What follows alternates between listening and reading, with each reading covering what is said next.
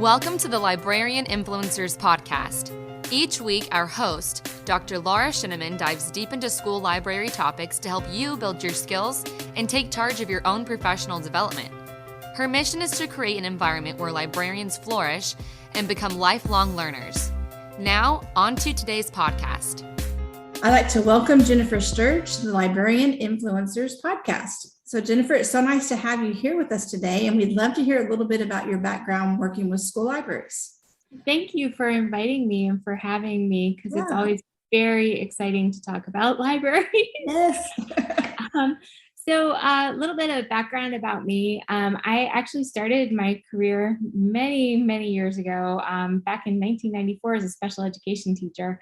I taught special education for 13 years and worked on my master's from Mansfield University, and have a master's in education with a concentration in school library and educational technology. Okay. And it was their very first online cohort that I got into back when online was a baby thing, and we really didn't quite know how it was going to work. It was great, online courses, and then we would go to Harrisburg and meet either on the weekends or for like a 2-week period. We would stay in a hotel and do whole experiences. So still making you have a face-to-face time at some point. Yeah, so we still had that face-to-face time. And I actually started as a school librarian in 2006 at an elementary school, Sunderland Elementary. And then in 2010, I moved to the central office and became a technology integration specialist because I love technology. Mm-hmm. And then that morphed into me becoming the specialist for school libraries. And so I have been overseeing 22 school librarians in our district for the past 6 years. Mm-hmm. It's the best job in the world. I love the people that I work with, and that is really the background on my library experience. That's good. And I'm so glad that in your district that they have someone like you in central office, because, as I meet more and more librarians across America and the world, they don't all have that kind of support. So that's awesome. Your district does that. Maryland is really wonderful. We have somebody for every county. They may have an additional role or two. Like I am the specialist for school libraries, but I also support 4 schools with instructional technology. Okay. But my main focus is the school library. Okay. And so what kind of things what's your day or week like? How would you describe that? It's different every single week. So with COVID, there was a lot of supporting the school librarians as they supported teachers, mm-hmm. and doing a lot of professional development with them so that they in turn could work with their teachers on learning how to use our learning management system and using all of our online resources. And then also I would split my time supporting teachers who were teaching students not only face-to-face, but also students who were at home, because we did a hybrid model. So supporting them with the technology. Typically my week looks like me spending as much time as possible in the school libraries, because that is my happy place. With 22 of them, and our district is an entire county, and it takes an hour to drive from one end to the other. Oh, wow. So one day I might start at the southern schools and just go in, support. I might help weed a little, work with some teachers, watch the collaborations that are going on, and then move on to another school. I do all of the ordering, and I also support the supervisors at the central office, who are the content supervisors. And so I might meet with them to help them learn how to utilize our tools as well. Okay, very good. Before we started recording, we actually also chatted a little bit that you do some online college work. So yes, what do you do with that? So I teach for the University of Maryland as an adjunct, and every once in a while I also teach for Wayne State in Detroit when they have a need to fill a class. I teach the children's literature Okay. and I teach young adult literature. Okay. For University of Maryland, I also teach the school library track, and I teach the class that is sort of the cornerstone of what does a school librarian do. Yeah. I love for people to hear all the extra things, because when you're just starting out, you may not realize your degree can lead you on, to other advanced careers, so that you've had several opportunities. It sounds like you've been able to take advantage of. So that's good. Absolutely. And I think one of the most gratifying things about teaching in the college program is when the students graduate and they tell me they've gotten their first school library job. Yes. It's so exciting. Yes. It can kind of renews your own passion about things. Yeah, it does. And I love to look at it through their eyes, because they're learning. Yeah. It's wonderful. Okay. So where you are in Maryland, what are the requirements to be a school librarian there? I'm pretty sure that you're the first one from Maryland I've talked to. So you have to have teacher certification. Okay. And then you need to have either your MLIS, MLS, or school library certification certificate. Okay. And so we do have quite a few people that go through, and I believe it's 18 credits. Okay. And it's a certification that you can get, that you have to have a master's, but then you can get that certification added on. Okay. Very good. All right. And Jennifer, you first came to my attention because I saw that you won a big award recently. So tell us a little bit about the Movers and Shakers Award, and what it was that you were recognized for with that. Well, it was such an amazing honor. First of all, so funny how it came about. I was president of the Maryland Association of School Librarians last year, and one of my school librarians served as a member at large. Okay. And for weeks, she kept saying to me, Jen, like, you do all this stuff. Do you have a resume? And I'm like, well, yeah, I do. And like, she kept saying, well, can you send me your resume? I'd like to see it. And I'm like, why would you want to see my resume? Like, I don't get it. Right. So finally, she just flat out got mad at me and was like, look, we are trying to nominate you for this award and I need your resume. So I was recognized for being an educator. Okay. For the Movers and Shakers. And really, my passion is having students see themselves inside their school library. And so we have worked very hard in my school district to create collections that are diverse and to have books that are windows and mirrors and that really reflect our students. Okay. And so that was what I talked about when I was recognized for that education piece, was how we have taken that. I've educated my librarians about how important it is to have diverse collections. Okay. Awesome. Very awesome. And that, to me, that's like a lifetime achievement award. So many people just see that and think, oh, I could never, but so congratulations to you. That's quite an honor that you've gotten there. But you can, right? Like, I am I'm just me. Like, there is nothing particularly like special or outstanding. And so it all just comes down to what you do with what you have, I think. Good point. So, well, let's talk a little bit about your early days in the library. Yes. And I love stories, because a lot of my listening audience are the early career people, and there's so many struggles and new things, and I just love them to hear that it gets better. and that everybody has these experiences similar at the beginning of their time. So tell us something that you remember about the beginning.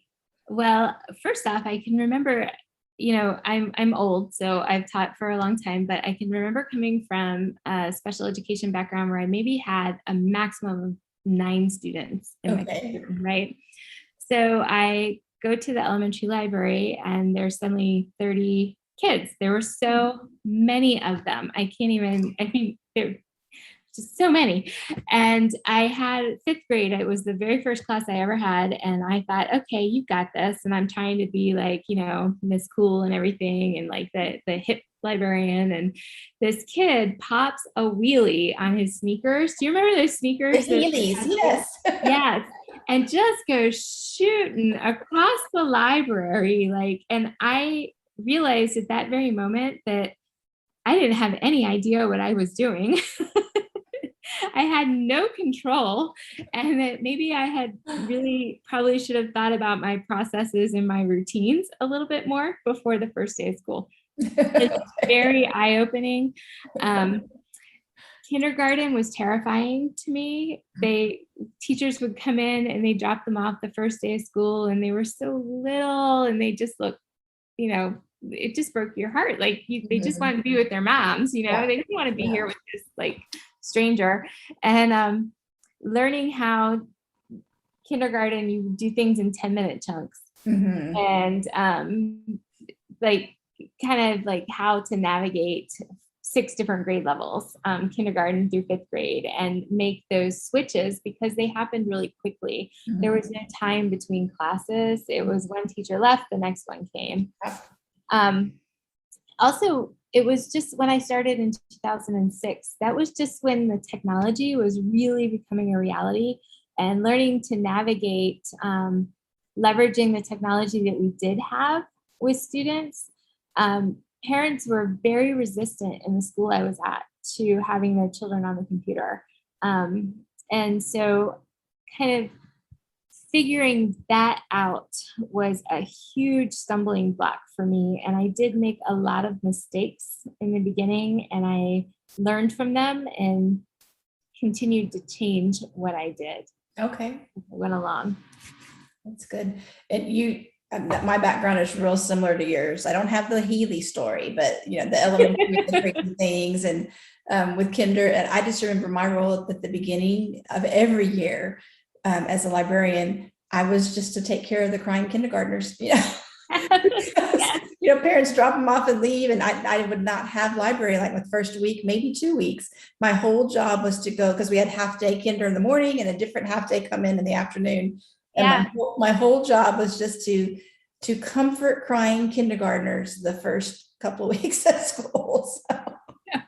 It's just so hard because they're just so little. Yes. Yeah. But they also are some of the most rewarding students that you work with, because you see them grow so much over that year. Yeah. And they just come in knowing not how to do school to being these just amazing little humans by the end. Yeah. Very competent ones. That's good. Okay. So still thinking back in time, Jennifer, is there anything somebody could have told you that would have just been the perfect advice that you would have loved to know? Yes. And you don't have to do everything at once. And I'm actually looking at this right now.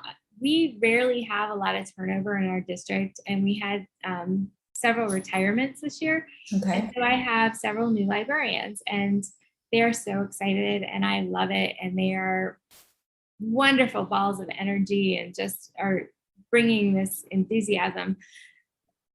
But in talking with one today, she's like, and I want to do this, and I want to do this, and I want to do this. And what do you think about this? And I'm like, slow down, take a deep breath. It doesn't all have to happen today or this year. Right. Make yourself a 3-year plan and see where you want to be in 3 years. What are those things that you have to get done now? And what are those things that you can put off? Because really, the teaching and the interacting with our kids and our students, that is what we should be focusing on first. The rest comes. It just falls in place. And were y'all open last year for face-to-face? How did we were virtual until January, and then we came back hybrid. And so we had A and B cohorts, and then the kids that were at home were on a Teams meeting, and then the other kids were face-to-face in the library. Okay. So we are fully open this year. Okay. So even just that adjustment alone, is crazy. So being realistic and what you're saying, keeping that simple focus, and that's going to get you through. because it will all fall into place for sure. Okay.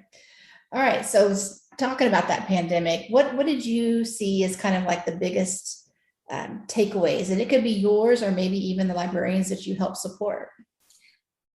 Teachers need us. They may not have realized it quite as much to the extent that they needed us prior to the pandemic, but when everything went online, it gave us the chance to really shine and to show that we were the experts in the instructional technology. We were the experts in getting them to the resources that they needed. We were the experts in getting them to their ebooks, providing the professional development. And the principals and administrators, I think they really realized that the school librarians, they had the know-how to kind of hold things together. Definitely. Yeah, that was one of the biggest takeaways for me. The other one is that we actually had Fridays were asynchronous days, and we had professional development, and we had time to meet with each other. Okay. And that's the first time really. Prior to last year, we would meet once a month as a team for a half day. And last year we got to meet once a week, and having those relationships was invaluable. Oh yeah, most definitely. Even just because they were going through something similar to you, so just knowing I'm not alone. Yeah. It's going to be okay. So what about at a professional level for yourself? How did this change you professionally? I realized it's okay to slow down.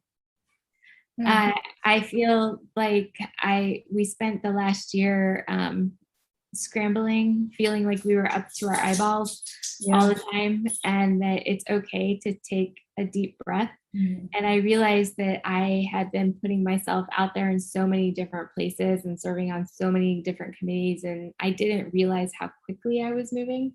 And the pandemic made me slow down and realize that I can just appreciate the things that are around me and take a deep breath. Yeah, that's good. And so many people, I mean, self-care, became kind of a buzzword, I think, last year, but it's so true. Yes. That we really, I think self-awareness happened for a lot of people, or a deeper self-awareness happened for a lot of people. And during that time, we realized that need for self-care, that was the only way we were going to be able to get through that. Okay, so Jennifer, you talked a lot about, at the beginning, you mentioned that the collection development at your district was something that you really, really focused on. I mean, like I said before, your district is really lucky to have someone like you. So let's kind of talk about that process and what you did and what it took to go through what you've been working on, because some people don't have that kind of leadership. So tell us about your collection development. So we started thinking about this probably 3-4 years ago. I was working with Mr. Sandy Walker, who is our supervisor of equity and diversity. Okay. And we were looking at ways that the school librarians could support our students. And one of the things that we talked about was making sure that our collection encompassed everybody that was in our building and people who were not in our buildings. And so that conversation sparked me attending some professional developments on diversity audits. And then I worked with our representative from Follett, and he actually developed with some of his engineers this like super complicated spreadsheet. Okay. And we utilized this Follett spreadsheet, which eventually became their diversity audit tool in Tidal Wave to kind of get us started. And we chose one area to look at. And so we started easy, honestly. We started with biographies and started taking a look at what was in our biography section and what just didn't belong there anymore. And so that was our first step. And so everybody had to take a look at their biographies, decide what to keep, what to get rid of, what to deselect, and bring in more diverse titles into their biography section.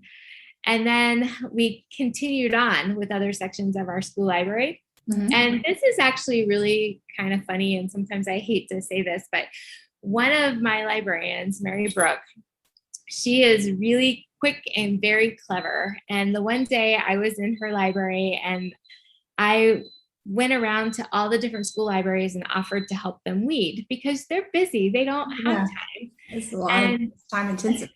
It is. And, you know, I just felt like this was somewhere I could help them and kind of take care of some things for them. And so I was in her library and I had like stacks and stacks of just weeded stuff. And she's like, oh my gosh, this is like the book purge. And then she said, it's the purge with Sturge. And it just stuck. And so everyone knows that if I'm coming in, it's going to be the purge with Sturge. We're going to take a look at what's in there. We're going to weed, and then we're going to select what to bring back into our libraries. I actually did my dissertation on LGBTQ plus titles and collection development in school libraries. And that was very eye-opening to me about what we were lacking in our libraries. And so we're focusing on that as well this year. Okay. Yeah. I know that was a big circle. I kind of went around it. I didn't quite go straight to the point for you. I'm sorry. No, it's okay. But even thinking about that, you know, the idea you were comfortable, you know, at the central office level saying it's okay to get rid of massive amounts of books. But when people start out, that's scary. It's very scary. And teachers will see you and they will see the books coming out and they'll try to take them.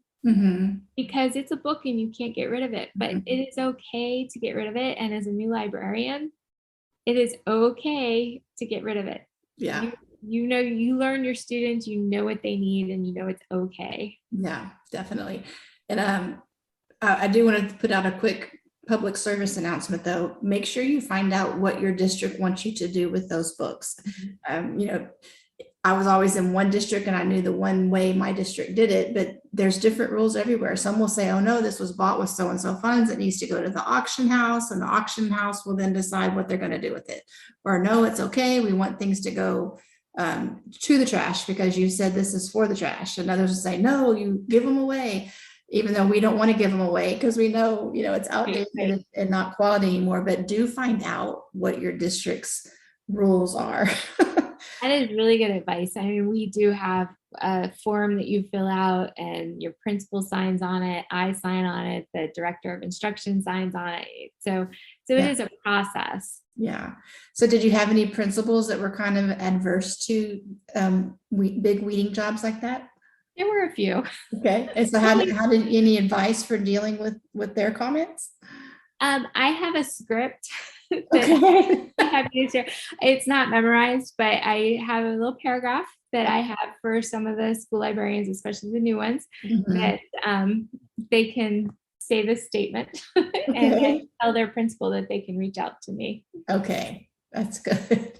I don't know if you're willing to share that script. If you are, maybe another person's central office could adopt it and modify it and make it their own. Sure. Because I mean, it is scary. And I think another thing too, for any experienced librarians who are listening, or even for the newbies, ask an experienced librarian to go to weed with you, you know, that first time. That yours were lucky to have you alongside with them, but having somebody there that, you know, just in your ear. Yes. Susan Gaucher, who is the East Baton Rouge. Yes. She actually inspired me to be the one that went in to do the weeding, because she does that. And one of the things that she's able to do, and I'm not able to do, is bring other librarians with her to the school. Okay. And they will weed, and she will allow the librarian whose home billing it is to take back 5 books. And that's it. 5, okay. And I just think that that's so funny. That really is. Okay, but what you're saying is so true. Even though you are reducing the number of books up front, You're helping the kids find things easier.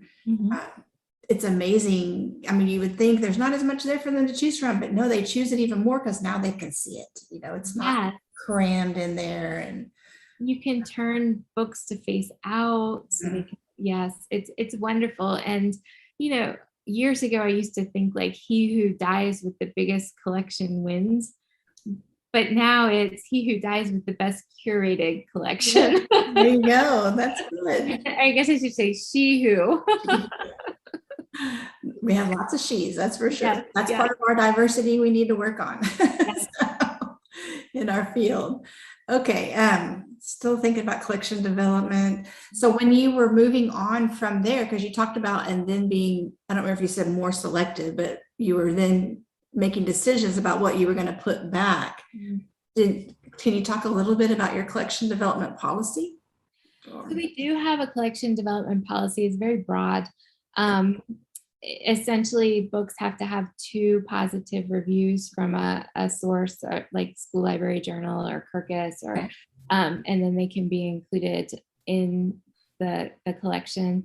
I do encourage school librarians to use sites like We Need Diverse Books and take a look at Lee and Low Books, and to work with the vendors as they're thinking about what they need to add. One of the things that we use are the tools that we use Destiny. And there are so many good tools in there that you can utilize to look at your age, your circulation. Of course, that the new diversity audit is a great starting place. But really you need to actually physically touch all the books. I had a school librarian at Beach Elementary School, Casey Grenier. She spent a whole year. She literally pulled out every book. She made herself this spreadsheet, and on the spreadsheet, it had different questions that she would check off. Like, does it have an animal as a main character? Is there a person of color? Like, and she would go through she went through every book. It was amazing. I don't know where she found the time or the energy. But those are some of the things that we think about when we're selecting, is using the resources that are available to us. And it's really helpful to just know that they are there. And if you are a new school librarian, learn how to run the reports that are in your system. Because I can remember there's some that will tell you, you can run reports on books that haven't been checked out for 5 years or more, something like that. There's just a lot of different parameters you can set up to really find, but even then it might be a great book. You just haven't had it visible to everybody yet. So, okay. And I'm just thinking another thing I saw one time, this was a librarian totally on her own. So she did not have time to like do a whole reading or a whole inventory kind of thing. So she got caution tape, that yellow caution tape, and she would block off one section at a time, like the A authors in her fiction. She would caution tape it off and nobody could touch that part. And as she found time, she would go and work in the A's, and then she'd move her tape to the next part. But she eventually, was able to work her way, around the whole library. But it's hard to fit that in, especially if you're on your own. And especially if you are on a fixed schedule, like our elementaries are on a fixed schedule, and they are going from the time they walk in to the time they leave. So, but 5 minutes just to pick a shelf. That's all you got. So do you have any other kind of first tips for people as they're starting out? Again, it doesn't all have to be done at one time. Choose one thing that you're interested in, one thing that you might be a little bit more passionate about, and focus on that as you start out, and the other things will come. Yeah. Okay. So Jennifer, as we're starting to wrap our time up together, you are super busy doing a whole lot of things like you mentioned earlier, but what do you do to keep growing and to keep learning yourself? My husband actually just texted me today and said, since you have all this time on your hands, our children are off to college. My daughter's a senior at Maryland. My son just started his freshman year at Clarion.